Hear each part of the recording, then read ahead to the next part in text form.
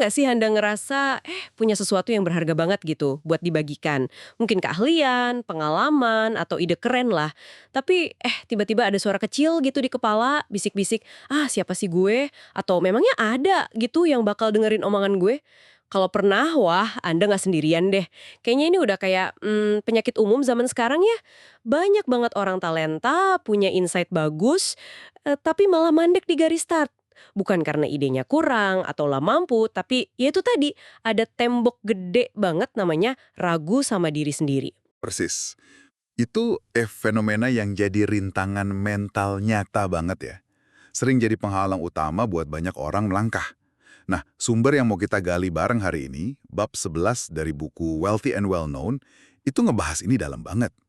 Seringnya kan dikaitin sama, imposter syndrome gitu kan. Tapi buku ini ngasih sudut pandang yang, sedikit beda. Bukan cuma soal kurang pede katanya, tapi lebih ke akar masalahnya. Kemana sih fokus kita itu sebenarnya? Wah, menarik banget tuh. Jadi, oke, di pembahasan kita kali ini, kita bakal bener-bener bedah bab 11 ini ya. Fokusnya, gimana caranya bongkar akar ketakutan ini, dan yang lebih penting lagi nih, gimana nemuin atau mengklarifikasi apa sih panggilan kita sebenarnya dalam berbagi nilai itu. Jadi misi kita hari ini, yaitu bantu Anda biar paham kenapa rasa takut itu muncul, dan gimana caranya cuma dengan geser fokus, kedengarannya simple ya, tapi dampaknya, wah bisa jadi kunci banget. Oke deh, yuk kita mulai gali lebih dalam. Oke. Jadi sumber kita ini, bab 11, langsung nunjuk ke intinya gitu. Dikatakan di sana, alasan utama kenapa banyak orang nggak berani mulai mau itu bikin konten, bangun personal brand, atau sekedar share ilmu, itu karena keyakinan mendasar kalau mereka tuh nggak punya sesuatu yang cukup layak atau unik. Merasa apa yang dipunya itu ya kurang berharga aja gitu. Nah, keyakinan ini kan yang bikin muncul macam-macam ketakutan spesifik ya. Bab ini ngejelasinnya detail banget dan saya yakin banyak dari Anda yang bakal ngerasa, wah ini gue banget nih. Ada takut yang klasik banget, kayak takut gak kelihatan bagus di depan kamera. Jadi penampilan tuh rasanya ngehalangin banget. Terus ada lagi takut kalau pesan kita nggak original, ngerasa, ini kan udah pernah diomongin orang, apa bedanya sama gue. Ini sering banget nih kayaknya. Betul. Itu umum banget. Selain itu, ada juga ketakutan yang lebih praktis ya. Misalnya ngerasa gaptek, nggak paham teknologi buat nyampein pesannya. Atau ketakutan yang lebih nyentuh ke sisi sosial, emosional gitu. Takut nggak ada yang peduli, nggak ada yang nyimak, nggak ada yang datang pas kita udah mulai ngomong. Ada juga khawatir soal duit ya. Apa bisa ya hidup dari sini? Bahkan bisa sampai ke ranah yang lebih personal banget ya, kayak takut diledekin teman atau kolega. Mungkin ada yang nyeletuk, "Cih, mau jadi influencer nih gitu kan. Atau malah mempertanyakan niat kita, seolah-olah kita cuma cari perhatian atau ngejar tenar aja. Wah, rentetan ketakutan ini bisa bikin lumpuh beneran deh. Coba deh Anda pikirin bentar, dari daftar panjang tadi, mana sih ketakutan yang paling sering nongol dan bikin Anda jadi ragu buat maju? Nah, disinilah bab 11 ini ngasih analisis yang menurut saya ya cukup radikal dan mencerahkan soal ketakutan itu sendiri. Inti gagasannya tuh ini, ketakutan pada dasarnya itu konsep yang sangat berpusat pada diri sendiri, sangat self-centered. Anda itu cuma bisa ngerasa takut kalau fokus utama pikiran sama energi Anda itu ke diri Anda sendiri. Berpusat pada diri sendiri, maksudnya gimana tuh lebih detailnya? Gini loh, coba perhatiin deh pemicu ketakutan yang tadi disebut. Takut nggak kelihatan bagus, fokusnya ke penampilan saya. Takut pesannya nggak original, fokusnya ke keunikan saya dibanding yang lain. Takut nggak ada yang peduli, fokusnya ke penerimaan saya sama orang lain. Takut diledekin, fokusnya ke citra saya di mata orang. Takut motifnya dipertanyakan, fokusnya ke penilaian orang ke saya. Semuanya balik lagi ke saya kan? Pikiran kita tuh sibuk banget mikirin gimana diri kita bakal dinilai, diterima, atau mungkin ditolak. Oke, saya mulai nangkep nih. Jadi kayak kita tuh lagi berdiri di panggung, disorot lampu gitu ya. Terus semua khawatir kita itu soal gimana penonton ngelihat kita. Buku ini kan ngasih analogi yang kuat banget buat ngejelasin pergeseran fokus ini, yang soal kecelakaan mobil itu kan? Bener sekali, analogi itu efektif banget. Coba bayangin ya, Anda lagi jalan santai nih. Tiba-tiba lihat ada kecelakaan mobil persis di depan mata. Ada korban yang mungkin kejebak atau luka parah gitu. Naluri pertama Anda kemungkinan besar ya langsung lari ke sana kan, buat lihat apa yang terjadi, gimana bisa bantu. Iya, pasti gitu sih, otomatis kayaknya. Nah, pertanyaannya nih, Di momen genting itu, pas Anda lari ke lokasi kecelakaan, sempet nggak sih kepikiran hal-hal kayak, duh, rambut gue berantakan nggak ya? Atau bau napas gue gimana nih, tadi abis makan jengkol lagi? Atau perampilan gue udah oke belum ya buat nolong orang? Ya jelas enggak lah. Konyol banget kalau mikir gitu. Fokusnya pasti udah 100% ke korban, ke situasi daruratnya. Persis. Kenapa coba pikiran-pikiran soal diri sendiri itu hilang gitu aja? Ya karena fokus Anda itu geser total. Drastis banget. Dari yang tadinya mungkin mikirin urusan pribadi, penampilan, sekarang fokus Anda sepenuhnya ke kebutuhan mendesak orang lain yang lagi bahaya. Yang menarik nih, nggak ada yang berubah loh dari diri Anda saat itu. Tingkat PD Anda, harga diri Anda, kemampuan Anda, ya sama aja. Yang berubah cuma konteks sama pola pikir. Fokusnya pindah dari diri sendiri ke orang lain. Oke, nah ini dia nih poin pentingnya. Gimana konsep geser fokus dari saya ke mereka ini kita terapin di konteks yang lagi kita omongin. Soal berbagi keahlian, bangun reputasi, jawab panggilan kita. Apa hubungannya? Hubungannya erat banget.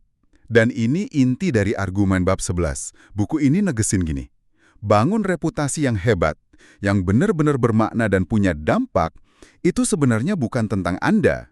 Mungkin ini kedengeran aneh ya, di dunia yang kayaknya terobsesi banget sama personal branding yang kinclong gitu. Tapi intinya, ini tuh soal orang-orang yang emang Anda paling pas buat bantu. Fokusnya harus geser secara fundamental. Geser dari apa ke apa tuh? Dari yang namanya self-centered pursuits, pengejaran yang fokus ke diri sendiri, gimana saya bisa terkenal, dapat pengakuan, untung, menjadi service-centered pursuits, pengejaran yang fokusnya ke pelayanan. Siapa ya yang bisa saya bantu? Masalah apa sih yang bisa saya selesaikan buat orang lain? Nilai apa yang bisa saya kasih?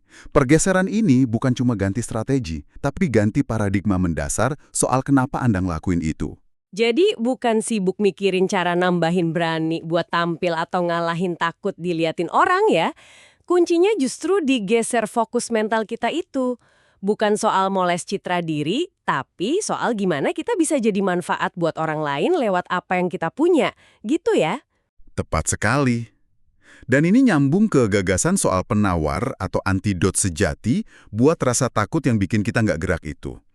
Menurut bab 11, dan ini penting banget dicatat nih, penawar rasa takut yang paling ampuh itu bukan keberanian, tapi justru pelayanan, service. Ini ide yang kuat banget loh. Loh, bukan keberanian, tapi pelayanan. Gimana tuh maksudnya? Biasanya kan kita disuruh, ayo berani, hadapi aja takutmu. Iya kan? Coba pikirin contoh nyata deh, kayak petugas damkar yang masuk gedung kebakar, atau tentara maju ke medan perang, atau dokter di UGD. Emang mereka nggak ngerasa takut sama sekali? Ya mungkin banget mereka takut. Takut itu kan respons normal manusia. Tapi mereka tetap maju, tetap bertindak, seringkali heroik malah. Kenapa? Bukan karena mereka punya gen super berani yang kita nggak punya, tapi karena ada sesuatu yang lebih gede dari rasa takut pribadi mereka. Misi buat nyelamatin nyawa, ngelindungin orang lain, ngejalanin tugas. Ada fokus yang jelas ke pelayanan dan tanggung jawab buat orang lain. Kekuatan mereka buat bertindak itu datanya dari komitmen ke misi pelayanan itu, bukan dari nggak adanya rasa takut. Oh gitu ya. Jadi energi mentalnya nggak habis buat mikirin diri sendiri aja, tapi disalurin buat ngejalanin misi bantu orang lain. Itu yang bikin mereka bisa nembus rasa takutnya. Dan inilah yang kemudian ngebentuk konsep yang disebut di buku ini, Mission Driven Messenger. Apa ya bahasa Indonesianya? Pembawa pesan yang digerakkan misi, gitu kali ya. Ini bukan cuma istilah keren doang. Ini ngegambarin identitas dan cara kerja yang beda. Seorang mission-driven messenger itu nggak cuma sekedar bangun bisnis atau cari follower. Mereka itu, dalam arti positif ya, mimpin sebuah perjuangan gitu, crusade. Perjuangan buat apa tuh? Perjuangan buat bikin perubahan positif di hidup orang-orang yang mereka layani. Fokus utamanya bukan di angka-angka kesuksesan pribadi kayak jumlah follower atau duit aja. Walaupun itu bisa jadi hasil sampingan ya. Fokus utamanya tuh di dampak. Gimana caranya saya bisa bikin perbedaan? Gimana saya bisa bantu orang ini ngatasin masalah X?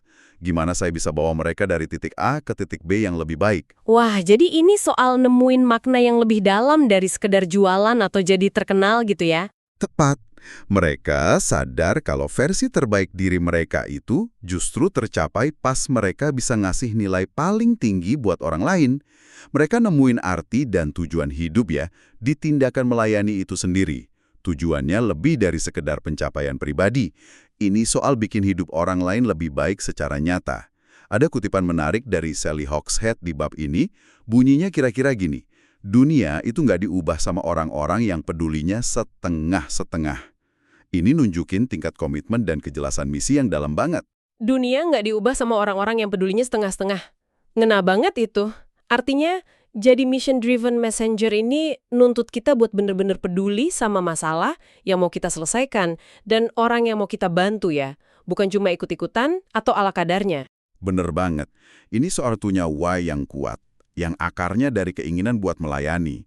Pas misi ini udah jelas dan nancep kuat, nah itu jadi bahan bakar yang dorong Anda ngelewatin macam-macam rintangan, termasuk ya takut dan ragu sama diri sendiri itu.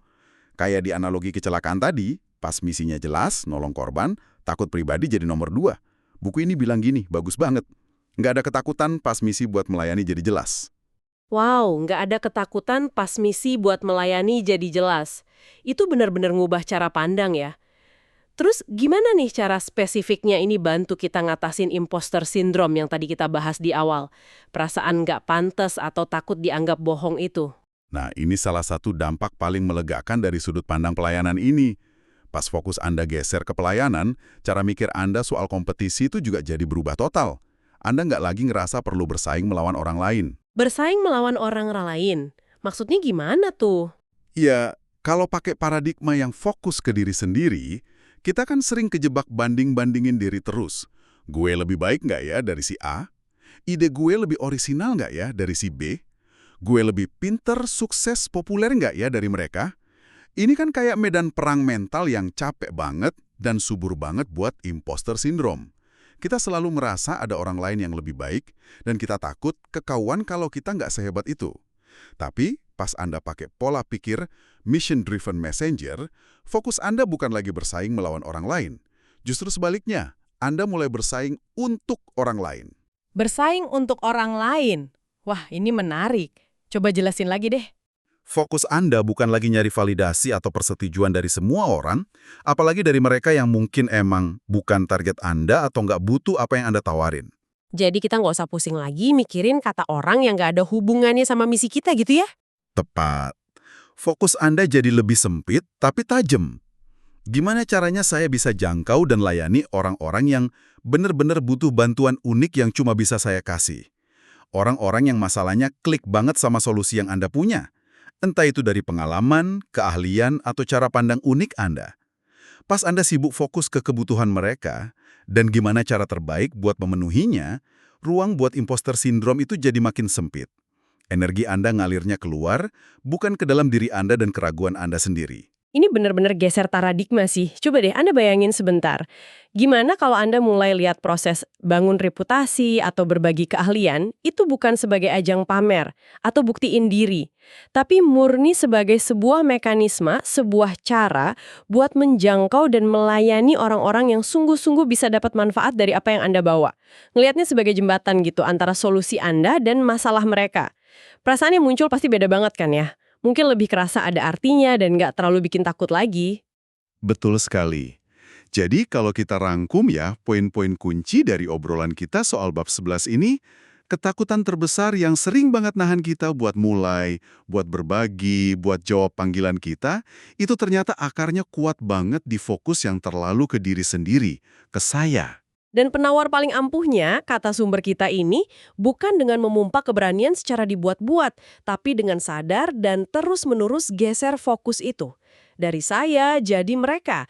Dari apa ya kata orang soal saya, jadi gimana ya saya bisa bantu mereka? Fokusnya ke tindakan melayani.